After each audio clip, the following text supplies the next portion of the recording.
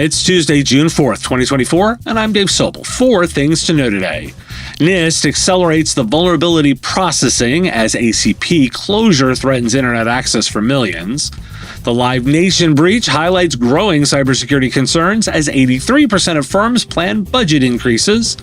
Open formats transform the data industry, Snowflake, Databricks, and the future of cloud services, and CompTIA data highlights cybersecurity gender disparity, strategies for recruitment and retention. This is the business of tech. The National Institute of Standards and Technology has awarded a new contract to an outside vendor to help process software and hardware bugs in the National Vulnerability Database. The contract aims to clear the backlog of unanalyzed vulnerabilities by the end of the fiscal year. NIST is confident that the additional support will allow them to return to their previous processing rates. The U.S. government has announced the closure of the Affordable Connectivity Program, which provided low-income Americans with internet service subsidies. The program's closure, due to lack of funding, threatens to impact nearly 60 million Americans. The ACP officially ended on June 1st, leaving many households in financial distress. Efforts to extend the program through bipartisan legislation have stalled, and President Biden has called on Congress to pass legislation to restore funding. The U.S. Justice Department and international partners have dismantled the 911S5 proxy botnet, arresting its administrator, Yun-Hee Wang, in Singapore. The botnet, believed to be the world's largest, used malicious VPN applications to infect millions of residential Windows computers and conducted various cyber crimes. Wang collected approximately $99 million by selling access to the compromised device's IP addresses.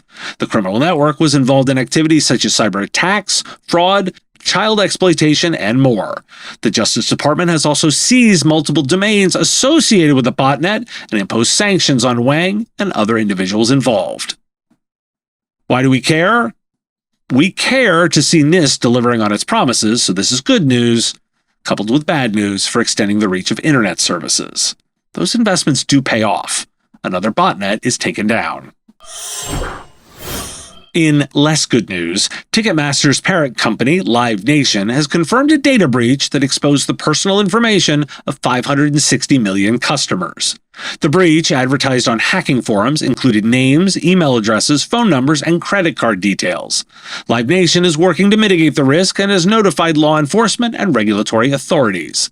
The company believes the breach will not materially impact its business operations. They aren't alone, of course. Almost all organizations have experienced repercussions from cyber incidents, per new findings in ConnectWise Research's latest report, with 83% planning to increase their cybersecurity budgets by an average of 19% over the next year. Additionally, 32% of organizations plan to use AI and other technologies to enhance operational efficiency and competitiveness. The research also reveals that 94% of small and medium-sized businesses have experienced at least one cyber attack, a significant increase from 64% in 2019. Furthermore, 76% of small businesses lack the in-house skills to address security issues properly, increasing the demand for managed services providers. Why do we care? Ticketmaster believes there will be no impact to their business. That's notable. The obvious advice is to consider their investment, right? But with no impact, why should they? So I wanted to pair this data because while I do believe in investing to avoid disruption, I also pair that with noting that these investments must be paired with the risk properly. No impact to business by a breach? That's 1 point. I also want to highlight some reporting in runtime. Open storage formats have disrupted the rivalry between Snowflake and Databricks, creating a new battleground in the data industry. Enterprises are adopting open source table formats, allowing data to be stored in low-cost services like AWS S3 and processed by various tools. Snowflake and Databricks have converged on open formats like Data Lake and Iceberg, with Iceberg emerging as the leading choice. Microsoft and Google are betting on services that work with any format, potentially calming a standards war. The decoupling of storage from computing engines, driven by the rise of open formats, is reshaping the landscape. Security and governance remain key challenges in the adoption of open formats.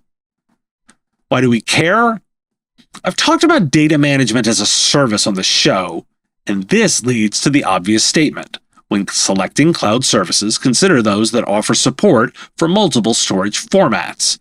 It ensures future-proofing and provides the flexibility to adapt as industry standards evolve. For those not familiar, this article is a good set of information to start with. I also wanted to highlight some reporting by Rich Freeman in Channelholic.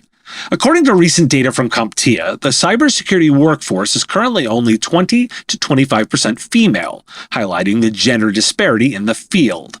Factors contributing to this include unconscious bias, self-perpetuating networks, and a lack of female role models. Suggestions for addressing this issue include countering stereotypes, hiring from within, casting a wider net for recruitment, emphasizing retention and advancement, and promoting membership and support. Despite the challenges, progress has been made, and it's expected that women will account for 30% of the global security workforce by 2025. Why do we care? There are actionable statements there.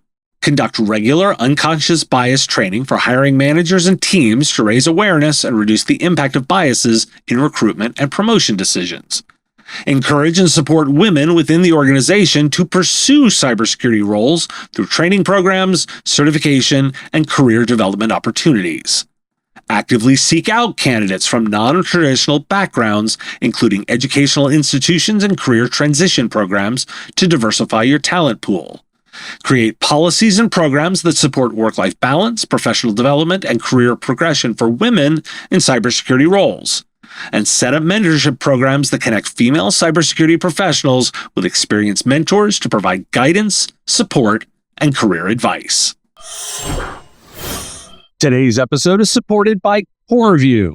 Your customers need your Microsoft 365 expertise, and CoreView has the only M365 management platform designed for MSPs. Manage hundreds of tenants, automate manual tasks, and monitor compliance, all while intelligently comparing to the baseline. With a no-code control approach, CoreView revolutionizes your Microsoft 365 administration. This powerful platform enables automatic reporting and remediation, ensuring optimal performance and security. The best part? You achieve this high level of service without the need for a large workforce, allowing you to focus on growing your business through efficiency. Want to know more? Visit coreview.com/MSP and find out more. Thanks for listening. It's National Cheese Day. That's a good one. It's also National Hug Your Cat Day. Have a question you want answered? I take those, send them in, ideally as a voice memo or video to question@mspradio.com. I answer them live each week on the Wednesday live show, this week, 3 p.m. Eastern, YouTube and LinkedIn. And if you got a comment or a thought, put it in the comments if you're on YouTube, or reach out to me on LinkedIn if you're listening to the podcast. Talk to you twice tomorrow. The Business of Tech is written and produced by me, Dave Sobel, under ethics guidelines posted at businessof.tech. If you like the content, please make sure to hit that like button, follow, or subscribe.